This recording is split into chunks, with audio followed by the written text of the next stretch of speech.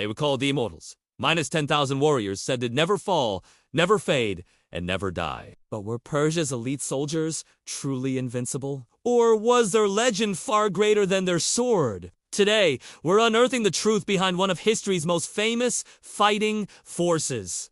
Welcome back, history buffs. Let's journey back over 2,500 years to the heart of the mighty Achaemenid Empire, the largest empire the ancient world had ever seen. Stretching from the Indus Valley to Eastern Europe, this colossal power needed a special kind of army to protect its king and enforce his will. Enter the Immortals. Our primary source for these legendary soldiers is the Greek historian Herodotus, often called the father of history. He describes a heavy infantry unit, always maintained at a precise strength of 10,000 men. The name Immortals wasn't just for show. According to Herodotus, if a soldier fell in battle, was wounded, or succumbed to illness, another highly trained warrior was immediately promoted from a reserve pool to take his place. To an outside observer, it would seem as if their numbers never diminished, creating the illusion of an unending, undying army. Imagine the psychological impact on their enemies facing a force that seemingly could not be killed. It was a brilliant piece of military propaganda. But what made them so elite? It wasn't just about numbers. It was about their role and their gear. The Immortals served a dual purpose. In times of war, they were the vanguard of the Persian army, the tip of the spear. In times of peace, they were the personal bodyguards of the King of Kings himself. Only the best of the best, drawn from the Persian, Median, and Elamite nobility, could even hope to join their ranks. This wasn't a job for a common farmer. It was a position of immense prestige and honor. Let's talk about their appearance. Imagine 10,000 soldiers marching in perfect unison, a dazzling display of wealth and power.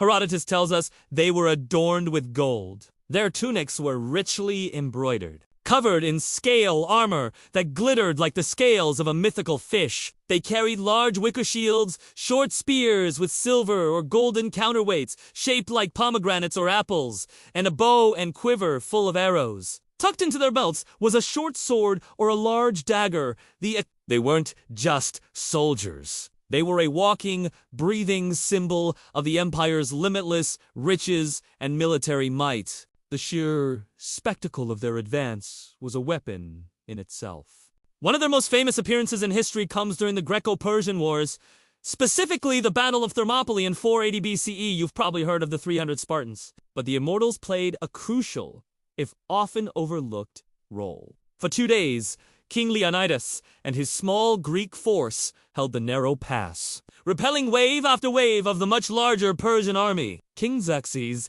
growing frustrated, finally unleashed his elite, the Immortals. However, even the Immortals struggled. The narrow terrain of the pass nullified their numerical advantage. The Spartans, with their longer spears, heavy bronze shields, and disciplined phalanx formation, were perfectly suited for this kind of defensive warfare. The Immortals, with their shorter spears and lighter wicker shields, couldn't effectively break the Spartan line. It was a clash of titans, two completely different philosophies of warfare meeting head-on. The Immortals suffered heavy losses, proving they were, in fact, very mortal. So how did the Persians win?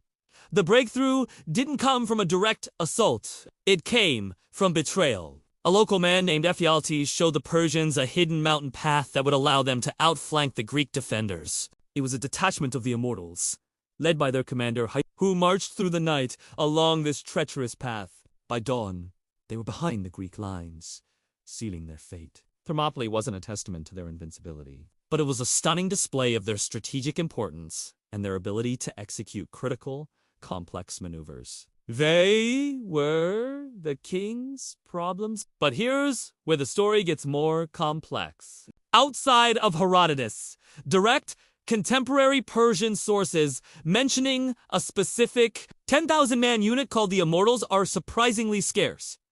So, was it all a misunderstanding? Not entirely. The Achaemenid Empire absolutely had an elite corps of royal guards. We can see them carved into the walls of palaces at Persepolis and Susa. These soldiers are depicted with the same kind of gear Herodotus described, and their role as the king's personal guard is clear. They were the Anaxia, the king's companions. Whether their number was precisely 10,000 and whether they were officially called immortals by the Persians themselves is up for debate, but the existence of a formidable, permanent, and lavishly equipped royal guard is undeniable. The legend of the Immortals continued long after the Achaemenid Empire fell to Alexander the Great. The concept of an elite, undying guard was just too powerful to fade away.